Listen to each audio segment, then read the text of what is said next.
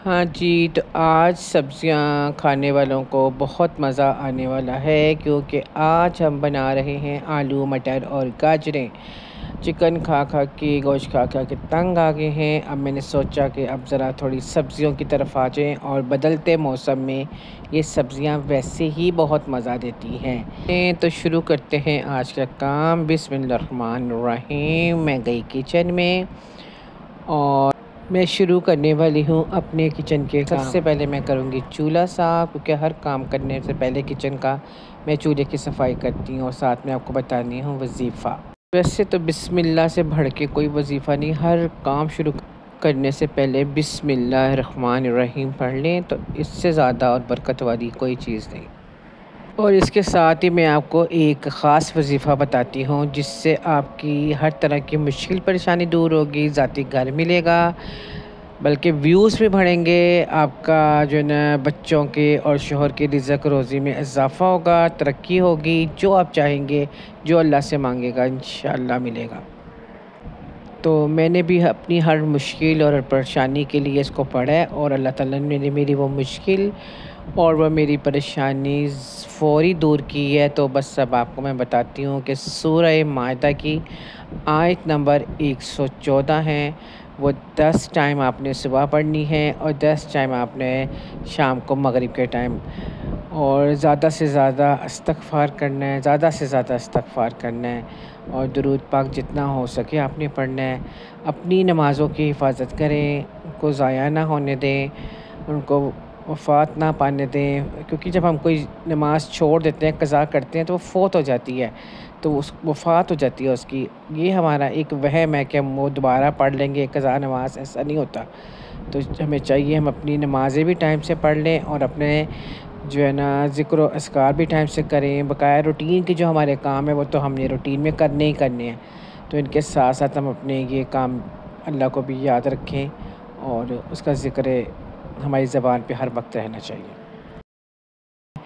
और ख़ास तौर पे रमज़ान का एक ऐसा महीना है कि उसमें आप देखते हैं कि टेबल लोगों के भरे होते हैं खाने से। कोई टाइम ऐसा भी जाता है इंसान की ज़िंदगी में, मेरी ज़िंदगी में भी एक टाइम ऐसा था कि मुझे भी परेशानी थी बहुत, लेकिन अकबरी वालों का ये वजीफ़ा जब मैंने पढ़ा है तो उसके बाद से अल्लाह का लाख लाख शुक्र है कि मुझे कभी भी रोज़ी रिज़्क़ की तंगी नहीं हुई, कभी भी। तो मेरा मशवरा है सबके लिए, एक तो इस्तग़फ़ार आप हर वक्त करें। इस्तग़फ़ार की 7 तस्मीयाँ या 10 तस्मीयाँ डेली ज़रूर करें, कम से कम 1000, ज़्यादा से ज़्यादा 2000। वो उससे तो आपको पता है अल्लाह ताला ने कहा है कि जो इस्तग़फ़ार करता है उसका मैं रिज़्क़ खोल देता हूँ, उसकी बीमारी दूर कर देता हूँ, उसकी मुश्किलें दूर कर देता हूँ, उसकी परेशानियाँ दूर कर देता हूँ। और आप यकीन करें कि मैं हर वक्त जो है ना यही कोशिश करती हूँ कि बस इस्तग़फ़ार जो है ना हमारी ज़बान पे रहे और हमारे काम भी सिर्फ़ ज़बान पे ना रहे, हमारे काम भी हमारा इस्तग़फ़ार का साथ दें। कोशिश करें किसी का दिल ना दुखाएं, किसी को तंग ना करें अपनी ज़बान से, अपने हाथों से, अपने अल्फाज़ों से। सबसे ज़्यादा हमें यही कोशिश करनी चाहिए कि अल्लाह के बंदों को हम खुश रखें ताकि अल्लाह हमसे राज़ी रहे। तो बुरे लोगों से बचें और ख़ुद भी बुरे अमल से बचें और किसी भी परेशानी में सिर्फ़ अपने अल्लाह को याद रखें और वही बेहतरीन कारसाज़ है। उससे बेहतर कोई भी हमारा जो है ना मुश्किल कुशा नहीं है, ना मददगार है। और ये वजीफ़ा आप करके देखें और फिर देखें आपकी टेबल कैसे रंग बिरंगी नेमतों से भरती है। और रमज़ान में वो लोग जो इस परेशानी का सामना करते हैं, इंशाअल्लाह उनको ये परेशानी कभी नहीं होगी। अल्लाह उन्हें खूब रिज़्क़ अता करेगा, खूब।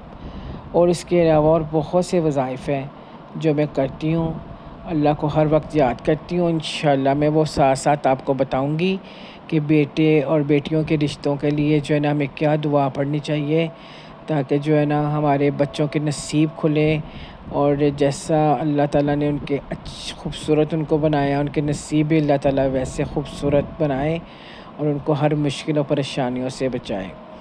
और अल्लाह ताला हमें भी नेकियों की हिदायत दे और हमारे ज़रिए जो भी कोई जिनका भी हमारे साथ कोई तल्लुक़ वास्ता है, तो अल्लाह ताला उनको भी जो है ना नेकियों की हिदायत दे और उनको भी और हमें भी नेकियों के रास्ते पे चलाए। तो आप लोग ये वज़ीफ़ा करके देखें तो इंशाअल्लाह आप मुझे ज़रूर दुआ देंगे। मैंने ये अपकरी वालों का वज़ीफ़ा किया है और मैं उनको दुआ देती हूँ कि उन्होंने ये बहुत अच्छा वज़ीफ़ा जो है ना बताया है।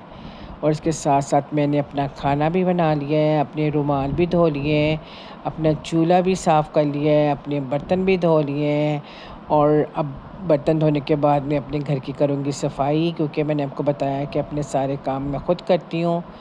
और लेकिन मेरी मदर इन लॉ बहुत अच्छी हैं, वो मेरा हर काम में मेरा साथ देती हैं। तो अब मैं जी जा रही हूँ सफाई करने और वो देखिए फ्रिज साफ़ कर रही हैं और आज हमारे जो है ना हल्की-फुल्की सफाइयाँ हो रही हैं घर में, ताकि घर साफ़ सुथरा रहे।